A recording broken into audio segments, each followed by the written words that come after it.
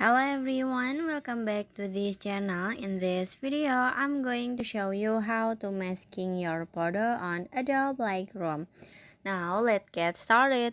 First, after you open your Adobe Lightroom and add a photo that you want to edit, in here, if you want to masking your photo, it's so pretty simple. At the bottom, you just click on the details, click on it.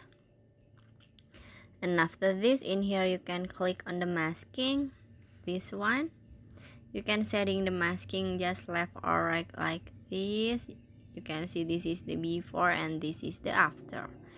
And after this, in here you can go back and finish. So that how to setting so that how to masking your photo on Adobe Lightroom.